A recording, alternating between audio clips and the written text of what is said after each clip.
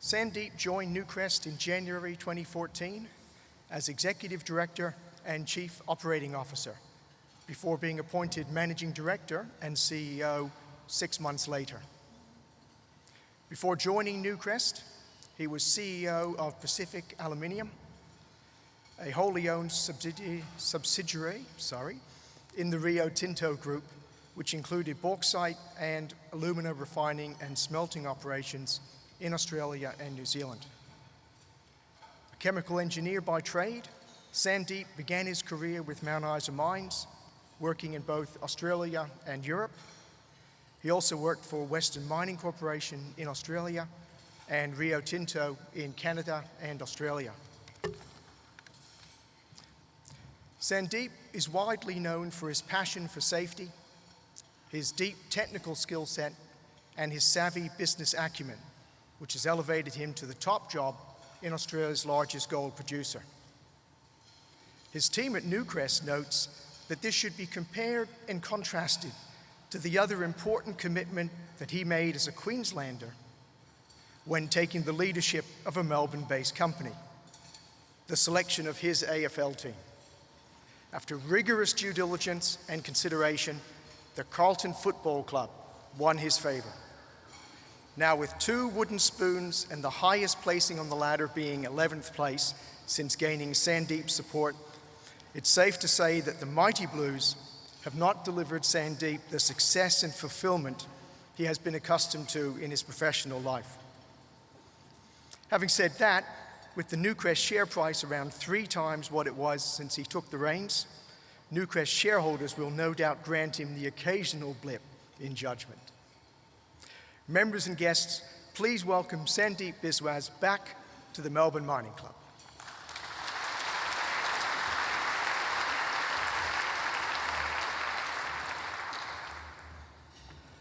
Thanks, Patrick, for those kind words. I mean, resources teach you to be patient and resilient, and I do have high hopes for the Carlton Club. Apparently it's going to be a better year this year. But, how can you ignore a club with alumni like the Flying Doormat, So I stick with my choice. So I'd like to begin my talk by acknowledging the Wurundjeri people of the Kulin Nation. We're fortunate to be gathering here today on their traditional land, and I pay my respects to their elders, both past and present, and look forward to a shared future together. And a very warm welcome to you all. It's great to be amongst people again and enjoy the day. Look, I'm very honoured to speak here. This is my second time with so many distinguished guests, but I'm delighted, especially delighted, to be speaking in front of our co-patrons, Lee Clifford and Hugh Morgan, both former bosses of mine in other careers, and to enormous influences on our industry, and Richard Morrow, the chairman of the Mining Club. This is a fantastic forum which brings people together right across from the industry, to catch up, share ideas, have a few drinks, and discuss how we can drive the future success of the industry. As the club celebrates its 20th birthday, it's timely to reflect on how the spirit of openness and collaboration has been key to the success of our industry. And this spirit is very much alive today. In his speech at the Melbourne Mining Club 20 years ago, the late Sir Ravi Pabo, a giant of our industry, said his ability to predict the future was minimal. I mean, how accurate was his insight, even back then? Just in the 4 years since I last spoke here, few would have predicted the scale of change that's occurred in the industry and across the world. Certainly no one could have predicted the scale and reach of this particular pandemic. It's created challenges that no individual government has been able to work through, and in the face of those challenges, I think the mining industry has really distinguished itself, and I'll talk a little bit more about that later. We've seen the continued and extraordinary rise of China. We've seen the US diminished in its influence, much of this self-inflicted, and we're seeing the emergence of India as a global player and a much more determined Russia. We've seen nationalism return, pushing back some of the strides we made when globalisation was the thing to do. And you only have to look at the US, Brexit, and what's happening in China's approach and others to see this trend. and the digital revolution continues at an astonishing rate. We've seen the emergence of cryptocurrencies, which have quickly captured big chunks of investment portfolios and has gathered a lot of media attention as well. And the technical advances in medicine, electrical vehicles, renewables, energy storage, automation and communication all continue to accelerate relentlessly. These changes are impacting our industry and our daily lives, but also providing many opportunities for us to tackle the challenges that the future presents to us. So in this overall context, it's been the elevation and acceleration of sustainability, and more particularly ESG, which I want to talk more about today. The expectations of employees, younger generations, governments, communities, and the broader society have shifted significantly and quickly. These groups are increasingly looking to business to do more than just make a profit, and they want us to take a lead in ESG matters. Our investors see our commitment and action on ESG matters as mission critical for them. They want to see us managing risks and unlocking long-term value, but they want it done in a responsible way and doing the right thing at all times. So as an industry, we've made significant progress in a number of these areas, but there's still plenty of opportunities for further improvement.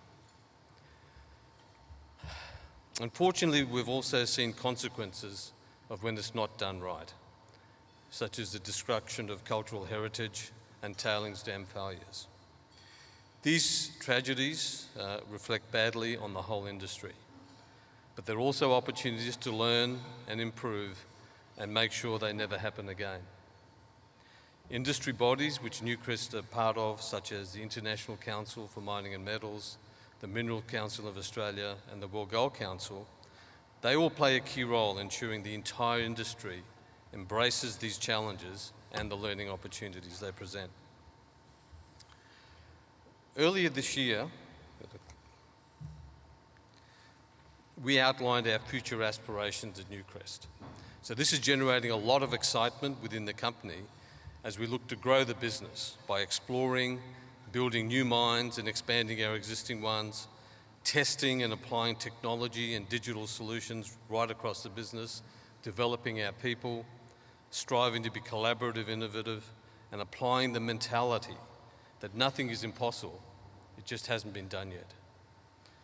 I'm pleased to point out that in amongst this, how fundamental the principle of sustainability is to our future going forward. And it ties to our newly defined purpose to create a brighter future for people through safe and responsible mining. This is about us delivering something more than just safety, profits, and growth. So in safety, we've made great strides. We must be always humble here, as the focus required to maintain safe workplace is an ever-present one. However, Newcrest has been free of fatalities for over 5 years now, for which I'm very thankful.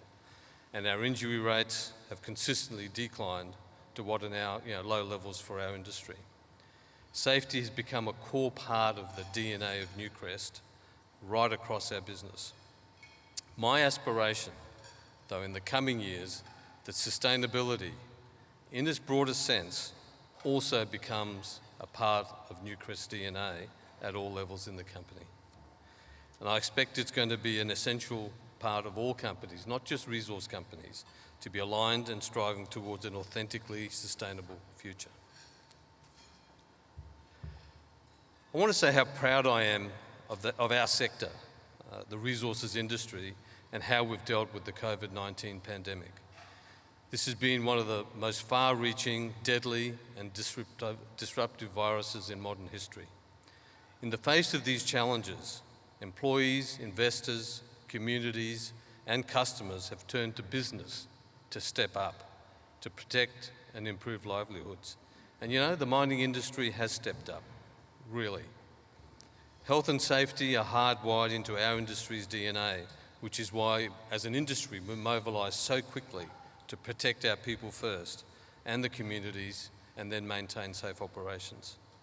For example, at Newcrest, we introduced thermal testing, stringent hygiene practices, social distancing, and other preventative measures at our operations well before the virus took hold.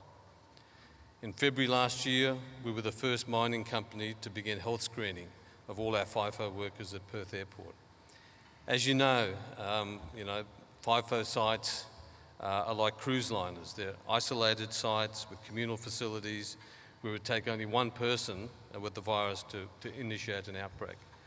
A few people thought we were being a tad dramatic at the time, but in hindsight, I think we did the right thing, because it wasn't long until others were doing the same thing.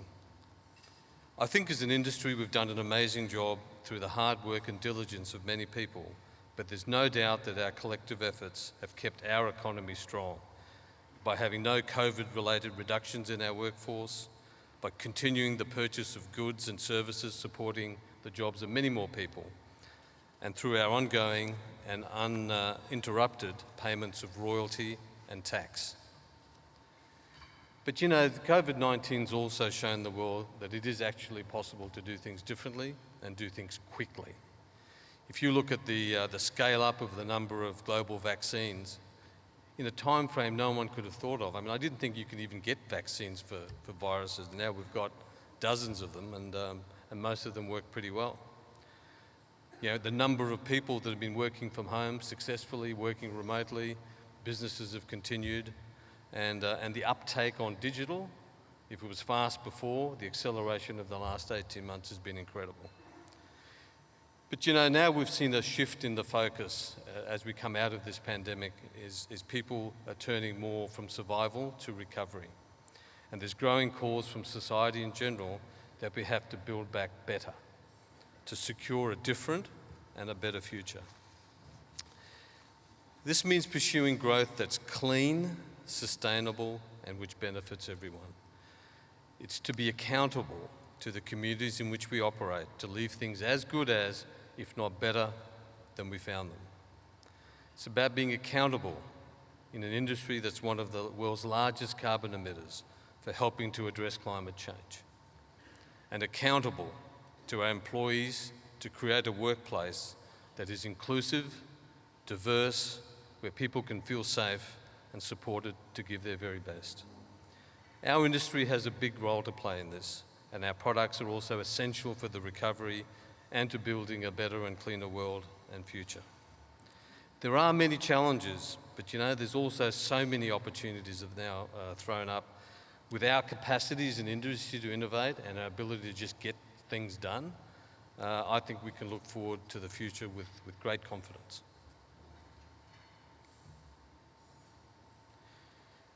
So during my last talk at the Melbourne Mining Club, I outlined the role of innovation in securing our industry's prosperity. At that time, I said innovation and digital transformation would have to be front and centre for us all in an increasingly challenging world. That's even truer today than it was back then, in my view. The industry we operate in is competitive, and the more attractive ore bodies are being exhausted, and new ones are getting tougher to find. Grades are typically declining, and the new opportunities are either at challenging depths or in challenging locations. We still need a lot of energy. We're energy intense, but not only does it have to be low cost now, it has to be low impact to the environment. Yet in amongst all of this, we still have large mineral endowments that sit idle and opportunities within our own portfolios. Productivity is the key.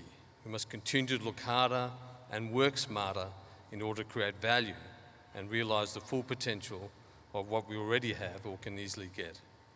Robotics, big data, and artificial intelligence have transformed how we work. They've already made products, processes, services, and technology safer, more efficient, and more effective. They've changed how we mine, connecting our workforce, equipment, and systems in real time. However, they've only really scratched the surface. This revolution's just got underway.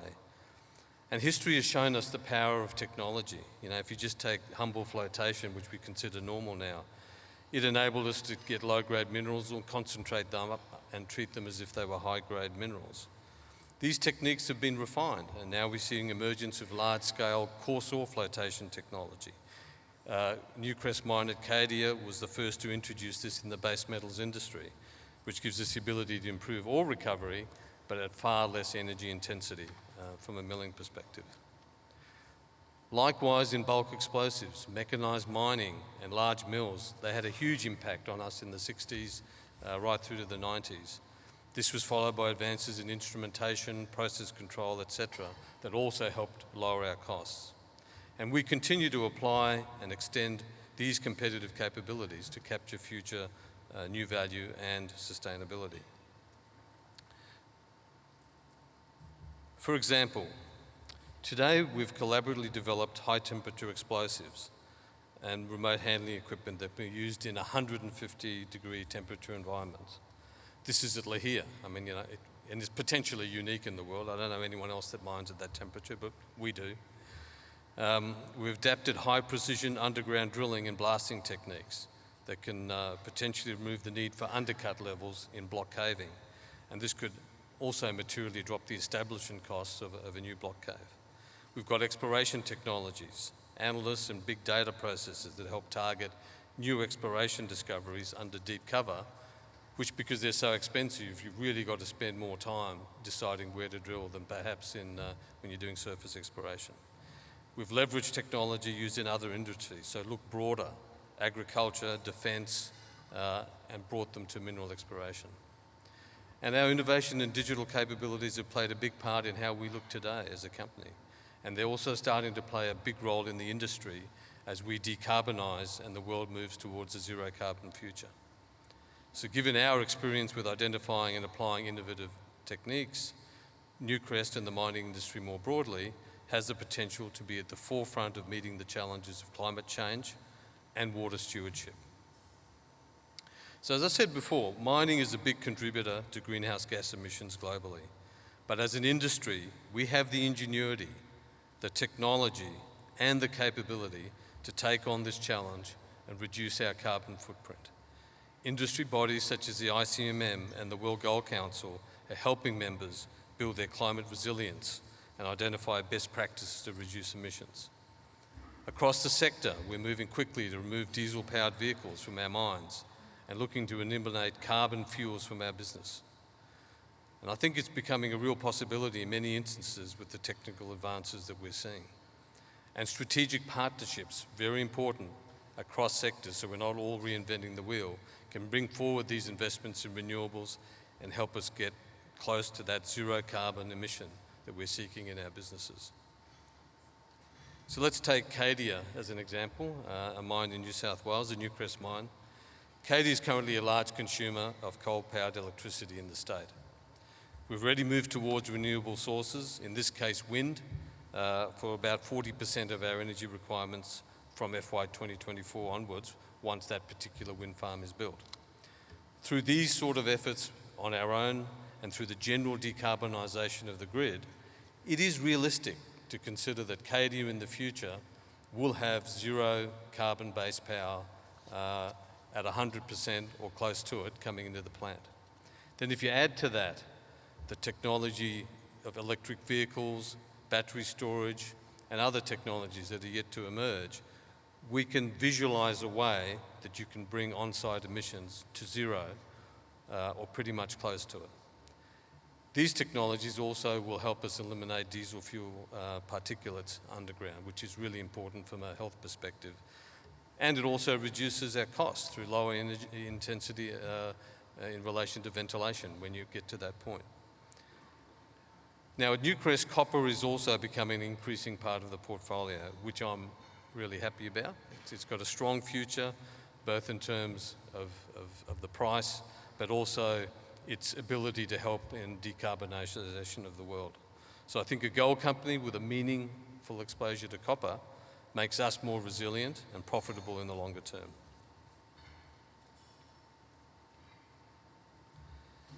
Turning now to the S in ESG, social.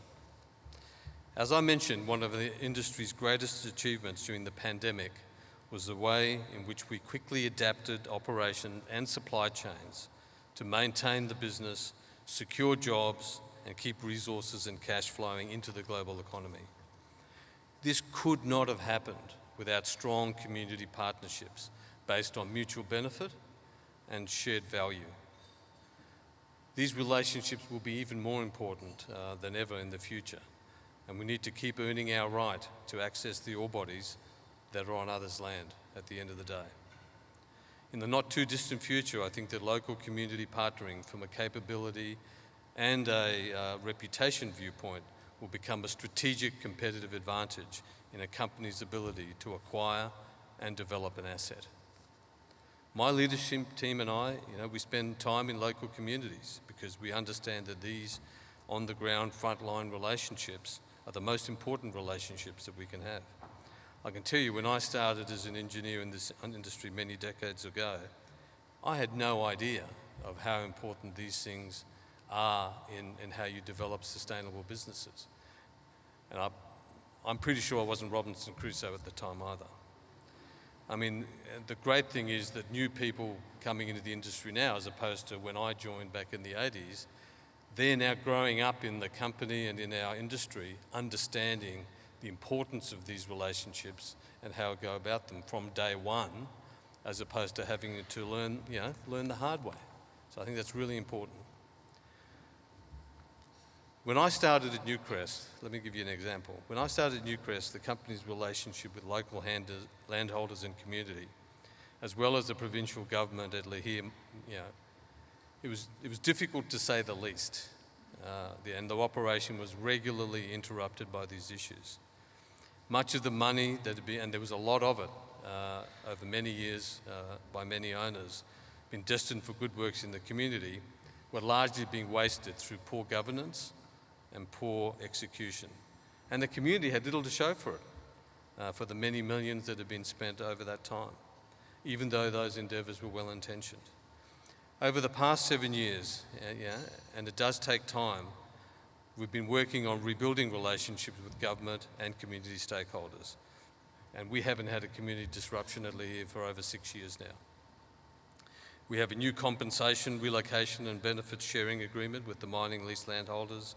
We have a new governance regime, really important, for the distribution and application of these funds. And Newcrest and a broader suite of community representatives have a seat at that table when those funds are allocated.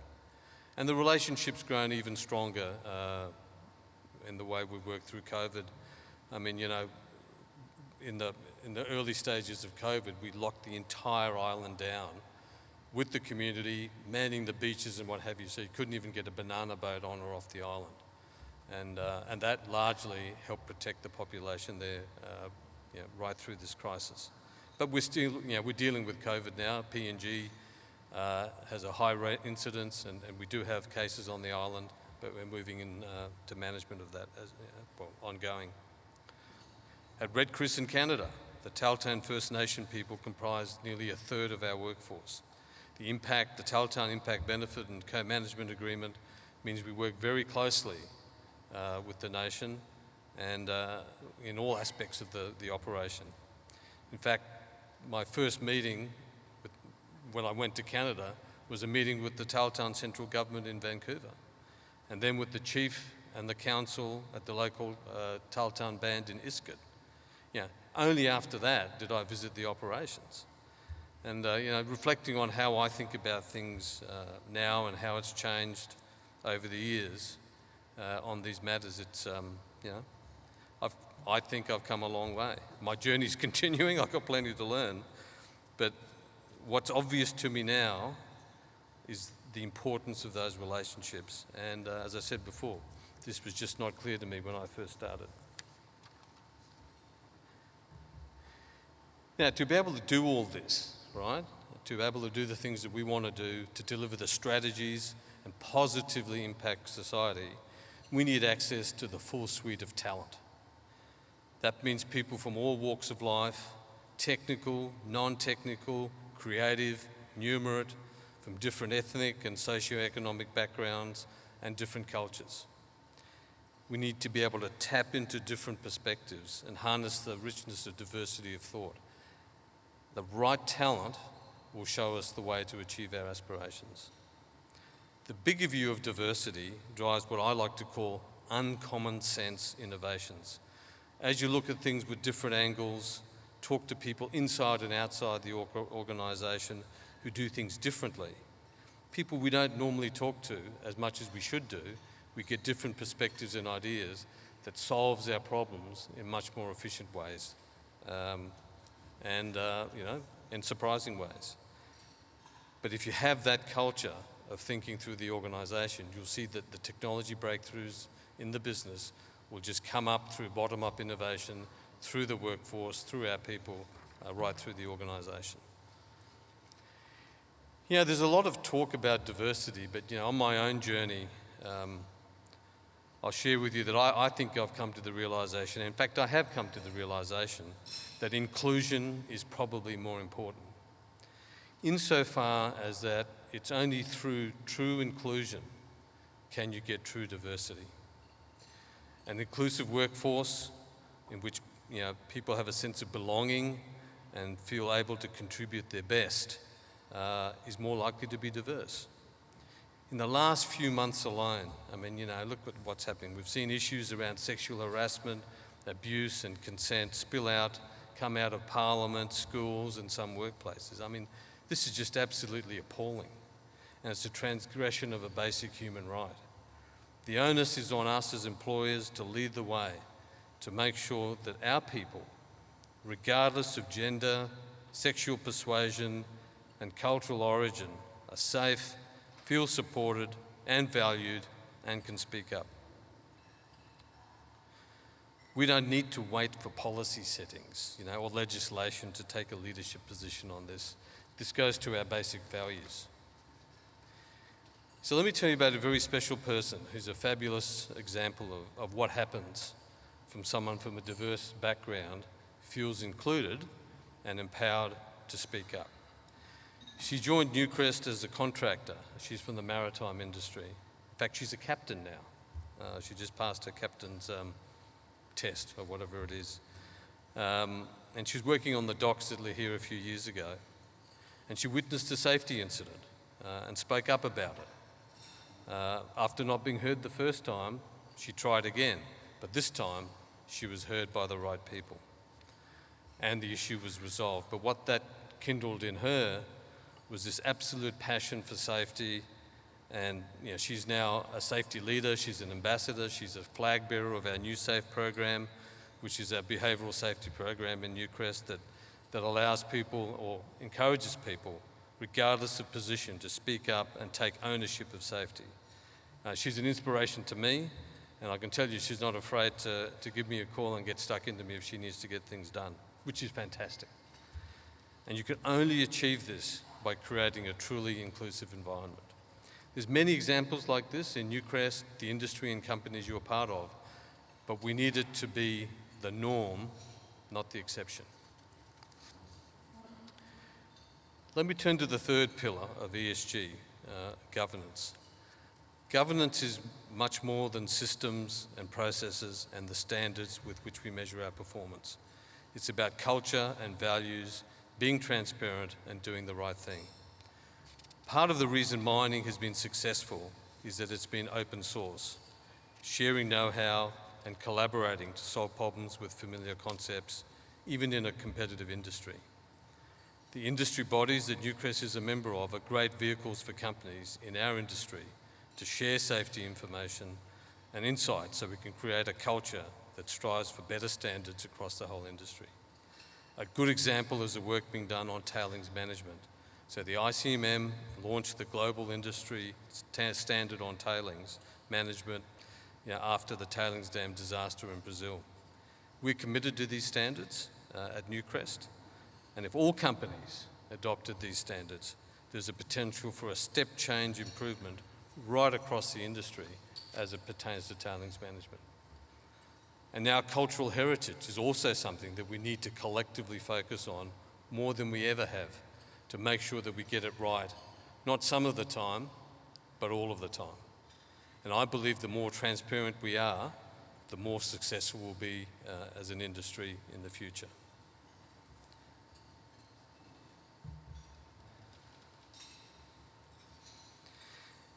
Now, this is a little off topic, but I'm conscious that no presentation can be given by a gold CEO without some sort of comment on the emergence of cryptocurrencies.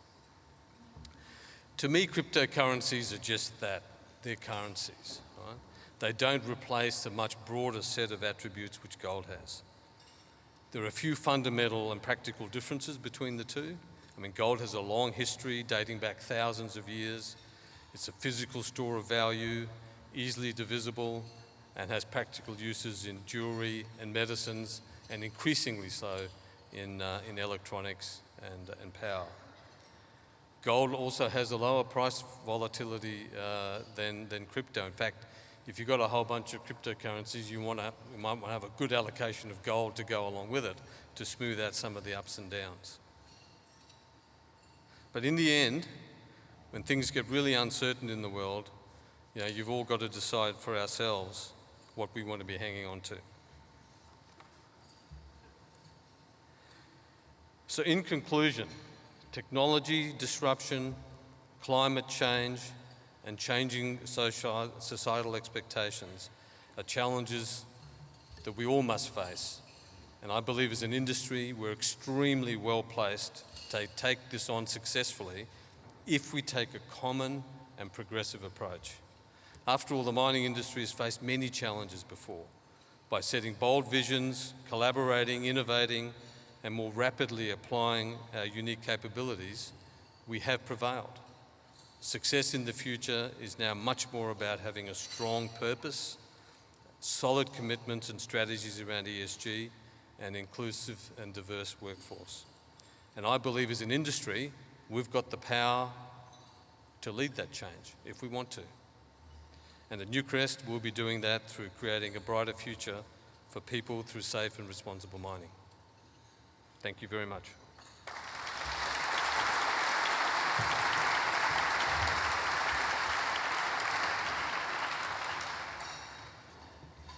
Thanks, Sandeep. We now have questions from the floor. If I could ask people who wanted to ask a question to state your name and your affiliation as you come through, and we do have a couple of mics roving through, and I think we've got a first question down here. Yeah, thank you very much, Sandeep. My name is Adrian Prendergast from Morgans Financial.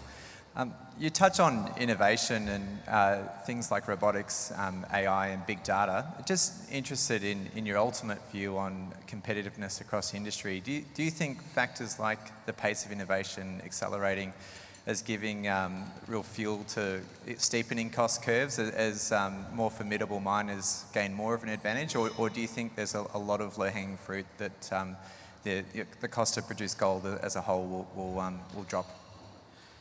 Look, I think, so the one thing about innovations today, particularly in this field, is they're not really proprietary to any company itself. I mean, it's broadly available. It's really about how important or how much the company believes that it can make a material difference to their cost, their efficiency and their safety, which is what we believe in. But not everyone necessarily needs to believe that. But if you want to get into this space, I think there's enough open source technology that can exist, and all the concepts are right out there. It's really about determination, application, focus, and choose what to automate and where you want to apply robotics for what purpose. Just a blanket approach, I think you can end up wasting a lot of money and not necessarily getting the returns you want and get disheartened. You've got to focus, and if we do that, as we've seen in our company, and I'm sure you've seen in yours, you get great outcomes. And that's only going to get accelerated, and it's only going to get cheaper. As it becomes more and more normal, the cost of these things is going to come down. That's just a natural way of things, and that'll make us more efficient. Thank you for the question. Peter Arden from Groundwork. I'd normally like to ask you about exploration, Sandeep, but in keeping with the ESG theory topic, and following that last question, in terms of innovation, there's an awful lot of opportunity for innovation out there. So how do you strike the balance and weigh up whether innovation is going to reduce costs or it's just going to be something, I guess, that makes you feel happier or better about what you're doing? Okay, so let me, given your interest in exploration, let me give an answer in the exploration area. So In exploration, our choice is to use that innovation to find ore bodies quicker and cheaper, and particularly undercover, as we explore in mature locations where most of the low-hanging fruit on the surface has been found. So this is all about integrating all the satellite data, all our geophysical, all the data you can get a hold of, and a lot of this is public and a lot of it is not so public. And you bring it in and enable you to target it better. You combine it with the core logging, the core scan and true scan technologies we use, where you get real-time assays and core logging right at the drill rig itself if you set it up that way. And I think that makes you a much more efficient explorer, particularly as deeper the holes get. In other areas, like say block caving, we focus on how do we automate our block caves. I mean, they're always at depth, they're high capital costs, so how do we apply innovation to building them cheaper, safer, and automate them, so we're taking people away from that sort of environment, but also creating higher margins for unit of capex that you install in a block cave. So as I said, you really, every company will be different. You don't try and innovate everywhere, just have to pick your big value drivers and where you think you can make the difference. Thank you. Thanks, Sam. Thanks, Sandeep. John Forward from the Lowell Resources Trust. I wonder if you could comment on a couple of your development projects, particularly Red Chris and Havieron, and where you see, particularly Havieron, the timeline and when you might make a decision to mine.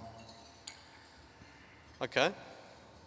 So let me start at Red Chris and then we'll move to Havieron. So we bought into Red Chris, we own 70% of it, and our thesis was that all the signatures that we saw at Red Chris matched up to the early signatures that we saw at Cadia. So we didn't buy it for the open pit and the operation that's there now. This was all about the underground.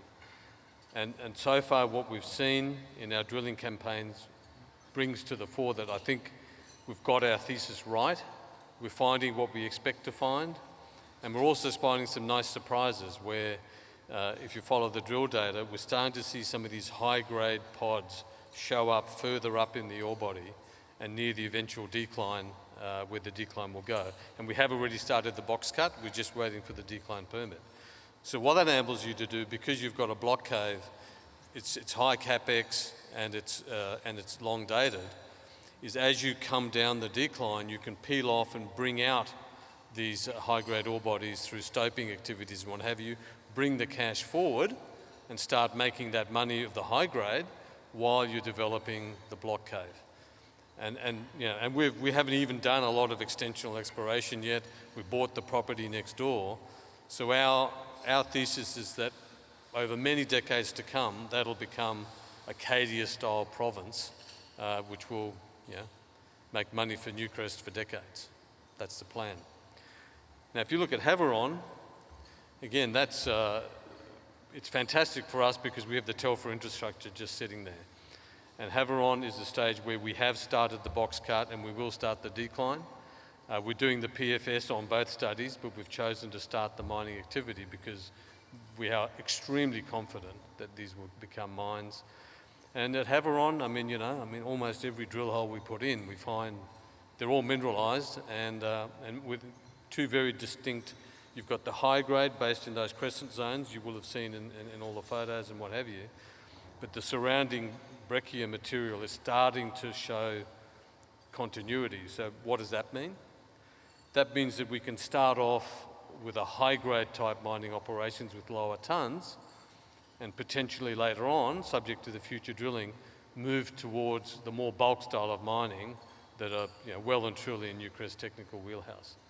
So both very exciting projects, both early days are in the PFS, but as I say, we're confident enough that we're starting to work our way down there already. Thank you for the question. Sandeep, William Morgan, 888, Clean Energy and Gold Funds. Sandeep, can I ask you about misallocation or allocation of capital? You mentioned crypto. There's 2 trillion of capital that's been possibly misallocated to that. And when it comes to clean energy, there's governments in Europe, US, China throwing trillions of dollars at that space. What do you encourage people to think about in terms of allocating capital on those aspects? Well, in terms of the first one, I mean, I'm not an investment advisor, but what I advise people is make sure your life doesn't depend on your cryptocurrency investment. So spread your risk, essentially, which is not revolutionary advice, but never was it truer in the sense of those sort of investments. In terms of allocation of capital to clean energy, there's no secret where everything you're going to try is going to succeed. So, we, in our philosophy in Newcrest, be fast to fail. So all that capital that's been allocated, the question that I'd be asking is, what is the philosophy by which you pull out of that capital allocation as soon as you know that something's not going to make it? Now, you don't want to get trapped into, well, we've decided to do this thing and we're going to see it to the end, even though it's not looking good, it may fail. You want to cut it off early, and we use there's a technical development process that's about 9 steps which we use. You want to be cutting these things off early at TRL 1, 2 or 3 if they're not going to succeed, so you can reallocate that capital into ones that will succeed. Now, I don't know how well that's being done as governments throw money at things, but that's how we allocate our capital in innovation within Newcrest. Thank you for the question.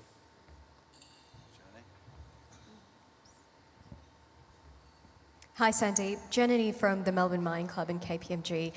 The circular economy is being broadly discussed as the way forward in achieving sustainability. As a resource-producing industry, what do you think the mining sector can do to contribute towards a more circular economy? I mean, look, the obvious thing that the industry can do is how do we get our products to be in use for longer, and when they're not in use, how do you get them back again and get them recycled, right? And recycle has been a theme for a long, long time. But if you have a vision that we maximise recycling and we go to zero emission type sites or zero net emissions totally through other means as well, it'll never be 100%, but what we can do is make what we make without emitting carbon, employing people, paying taxes and royalties, and rewarding our investors, but also make sure that the world is reusing as much as it possibly can. And I think that's a contribution that we can make. And we will, if we have a mind to do so. I mean, that's what I truly believe. Thank you. Hi. Last question. Sorry. Hi, Sandeep. Phil Turner from Axiom ESG. A question on carbon, if I can. The world is in trouble, as we know, and the intent is to get to 1990 levels, which means taking a lot of carbon out of the system, 13 gigatons or so. My question is for the mining industry, who's held to a higher standard most often, should we be moving away almost immediately from measuring our carbon emissions as carbon intensity and only start to measure or only report absolute emission, which would have a pretty significant impact on how investment decisions are made? And I mean, your company, Newcrest, is already doing a lot of this, but how decisions are made on investment and where investment dollars are spent. Look, right now, there's a mix. Many companies report on absolute. We report on unit rates. But if you look forward, Phil, and as we all get closer and closer, and some companies or countries have made the commitment to zero net carbon by 2050, right? You can't do that on a unit-based rate. So I think over time, I don't think there's any need to rush into it because it's going to happen by osmosis. The key thing is to get our ducks in a row on how we're going to contribute to that zero net carbon world. And I think you'll see that automatically numbers will start floating towards absolute emissions as opposed to unit emissions. And certainly right now, what we're doing in Newcrest, we're working on, I mean, we actually have mines that'll still be there in 2050, right? So, we can't just say something. So we're doing the work to actually work out how do we get our business to that point where we can do that. And then on the basis of that confidence, I think, we'll be heading down that path formally as well. Thank you, Phil. And thank you, everyone, I think.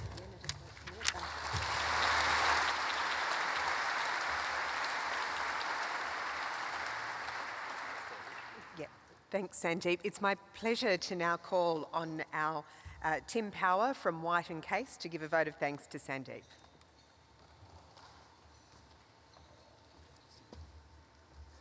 Good afternoon, everyone, and thank you very much, Sandeep, for that fascinating speech.